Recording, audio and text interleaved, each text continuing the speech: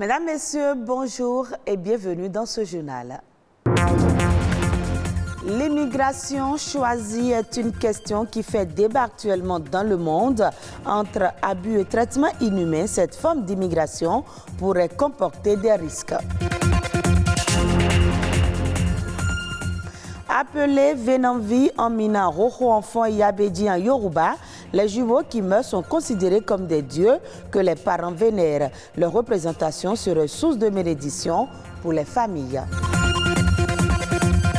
Et puis, peu de personnes le savent, mais il existe des droits spécifiques relatifs à la santé sexuelle et reproductive. Les connaître et les assumer constitue un impératif.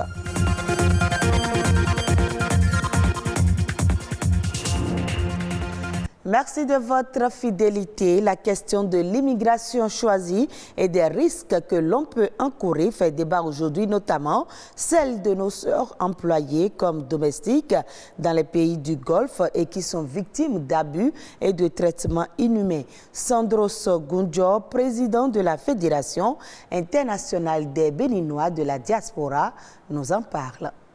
Nos sœurs qui voyagent vers les pays arabiques du Golfe, les pays du Moyen-Orient, elles subissent une maltraitance pas possible. Elles sont tapées au quotidien, elles sont malmenées, il n'y a pas de repas, il n'y a pas de repos. C'est comme un esclavage moderne, si on peut le dire ainsi. Ce que nous espérons du gouvernement, c'est d'abord de suspendre la délivrance du visa domestique sur le territoire béninois vers les pays arabiques afin que le système soit arrangé et amélioré.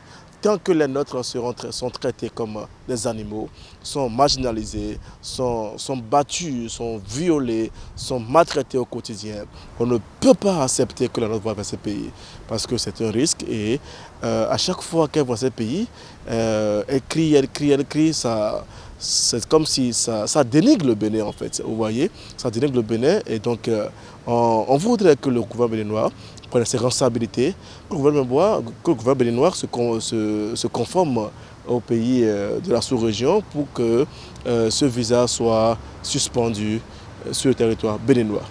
Vous n'êtes pas sans savoir que le gouvernement a pris une réforme il y a un an comme ça pour la suppression de certaines chancelleries, vous voyez.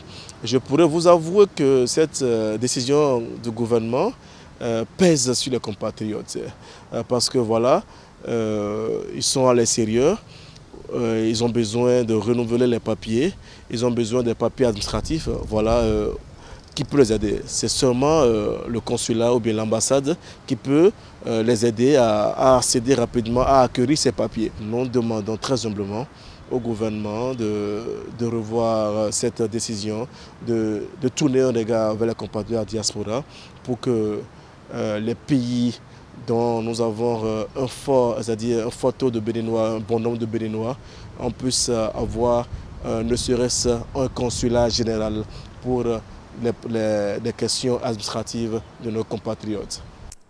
C'est une croyance qui date de plusieurs siècles et qui recommande que le ou les jumeaux décédés soient représentés par des bois sculptés et peints. Selon la tradition, ils ne sont pas morts mais considérés comme des divinités et sont vénérés. Les parents des jumeaux et autres membres de la famille ont donc l'obligation de s'occuper d'eux, de prendre soin d'eux comme l'exige le FA.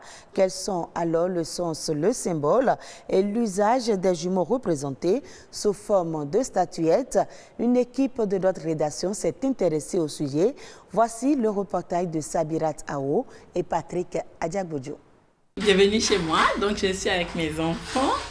Là vous avez Apouyon Sika et là vous avez Apouyon qui est le jumeau d'Apouyon Sika. Dame Sonia est mère de jumeaux, des jumeaux qui ne vivent plus, mais sont ici représentés par des statuettes Rojo. Moi, je n'étais pas d'accord pour les faire revenir, mais je vous dis, le jour où je devais aller les chercher, c'était comme si je venais d'accoucher. La connexion est passée tout de suite. J'ai pris mes enfants, on m'a dit de les allaiter, ce que j'ai fait, et là, je me suis sentie bien tout de suite. Bien qu'hésitante au départ, Dame Sonia accorde aujourd'hui une attention particulière à ses jumeaux. et en prend soin, autant qu'elle devrait entretenir ses enfants vivants. Porteur de bonnes augures, la représentation des jumeaux décédés est une exigence du FA. Celui qui est parti a besoin de celui qui est resté ici.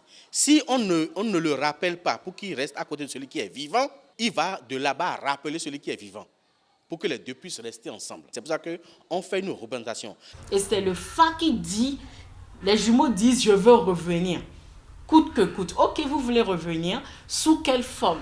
Il faut chercher, on dit la maison.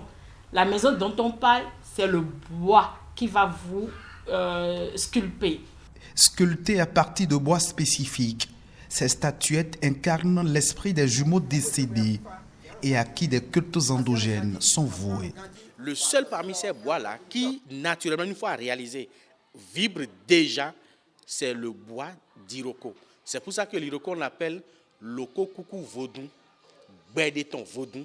Maintenant, les statuettes, c'est une forme archétypale des jumeaux qu'on représente. C'est-à-dire qu'on modélise selon le sexe, ça peut être une fille comme un garçon, et maintenant on appelle l'esprit de cet enfant-là qui s'est substitué aux primates dans la forêt. C'est pour ça que quand ils décèdent, on dit ils sont allés en forêt. Donc on les rappelle, ils viennent et on intègre l'esprit à la statuette pour lui donner un corps. Bien sûr que ça ne va pas mouvoir comme un être humain, certes, c'est symbolique.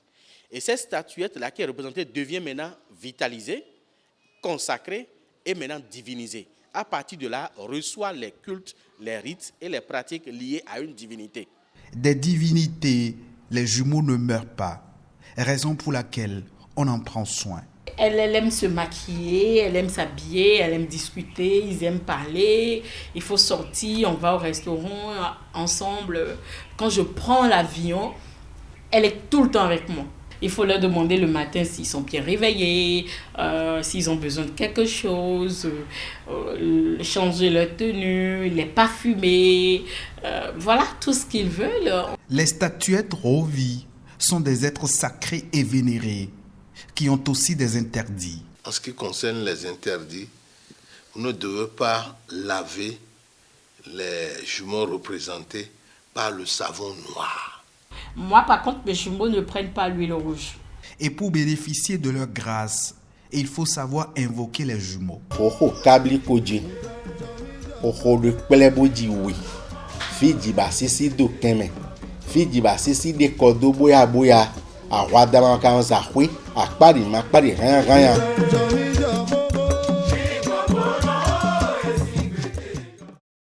Venons-en maintenant aux droits de la santé sexuelle et reproductive, un levier pour le développement. Vous ne le savez peut-être pas, mais il existe des droits spécifiques relatifs à la santé sexuelle. Peu de personnes le savent, mais les connaître et les assumer constitue un impératif. Quel est le contenu de ces droits et où en est-on au Bénin en ce qui concerne leur mise en application? Les détails dans ce reportage signé Alessandra Diotan. Ce sont des prérogatives reconnues à tout être humain. Les droits de la santé sexuelle et reproductive sont universels. Au Bénin, ils sont consacrés par la loi du 3 mars 2003 relative à la santé sexuelle et à la reproduction. La santé d'abord, c'est quoi? C'est un état complet du bien-être physique, mental et social, et non seulement l'absence de maladie et d'infirmité. Et lorsqu'on définit la santé ainsi, on la rattache à la reproduction. Et à cet effet, on parle beaucoup du droit à la santé des hommes, mais surtout des cibles particulières, les adolescents et jeunes et les femmes. Je vais citer des exemples pratiques. Vous voyez la femme qui est à la maison, qui a des ennuis de santé, mais qui est obligée d'attendre que son mari, qui a voyagé ou qui est allé dans un champ quelque part, ou s'entendre, doit revenir lui donner des instructions avant qu'elle ne décide d'aller à l'hôpital.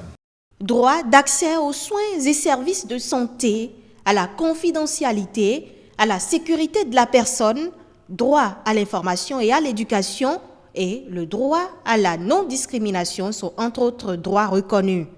Spécifiquement, le droit à la santé reproductive sous-entend la capacité d'avoir une vie sexuelle satisfaisante et sûre, les moyens de se reproduire et la liberté de décider du nombre d'enfants voulus en temps voulu.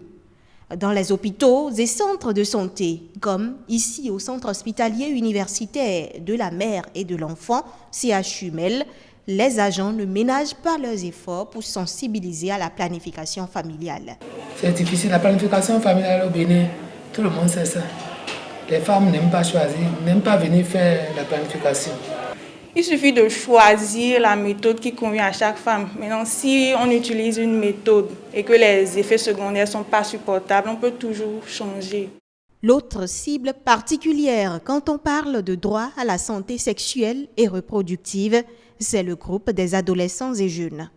Lorsque nous avons une clinique de santé de la reproduction où des mamans de 40 ans, de 60 ans viennent pour des soins et l'adolescent de 16 ans, 18 ans viendra au même endroit, il y a un problème qui se pose. Les jeunes ont besoin de spécificité pour leur santé. Ils ont besoin de confidentialité. Autant d'impératifs qui justifient la mise en place de centres d'écoute pour adolescents et jeunes, de même que d'autres mesures spécifiques liées aux cibles particulières. Suivons à présent la Nation en bref avec Ulvaeus Balogo.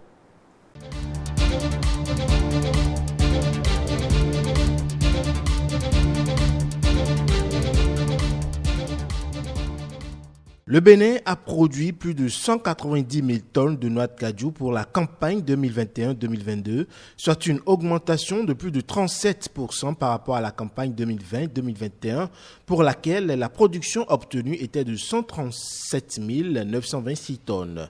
À en croire le ministre de l'Agriculture, Gaston Dossoui, le développement de la filière anacarde prend année après année de l'envergure depuis 2017. Et pour assurer cette continuité, il est prévu entre 2021 et 2026 la mise en œuvre d'un programme national de développement des plantations et des grandes cultures qui ambitionne aménager entre autres 500 000 hectares de plantations d'anacardiers. Une ambition couplée avec celle de la transformation locale de la totalité des noix brutes produites et de la valorisation des sous-produits. Le niveau en lecture et mathématiques des élèves du primaire et des enseignants du Bénin est salué à l'international. Selon le rapport national du programme d'analyse des systèmes éducatifs de la Confémène, entre 2014 et 2019, la proportion d'élèves ayant atteint et dépassé le seuil de compétence est passée de 9,6% à 37,7% en lecture et de 33,5% à 61,9% en mathématiques, cela en début de scolarité de cours préparatoires. En fin de scolarité CM2, ce pourcentage est passé de 51,7% en 2014 à 75,7% en 2019 en lecture et de 39,8% en 2014 à 51,7% en 2019 en mathématiques. Du lundi 4 au samedi 9 avril 2022, le secteur de l'énergie va s'ouvrir au public à travers la deuxième édition de la Semaine de l'énergie. À en croire Donant Jean-Claude Oussou, ministre de l'énergie, l'événement sonne comme un rendez-vous de reddition de comptes qui vise à présenter aux populations l'engagement et la détermination du gouvernement en faveur de ce secteur. Il est prévu entre autres des visites de stands, des rencontres avec les étudiants sur les enjeux et les opportunités d'emploi dans ce secteur et la sensibilisation des populations à l'efficacité énergétique. Angélique Kidjo, la star béninoise de la musique, a remporté ce dimanche 3 avril son 5e Grammy Award, celui du meilleur album du monde pour son projet Mother Nature, sorti le 18 juin 2021.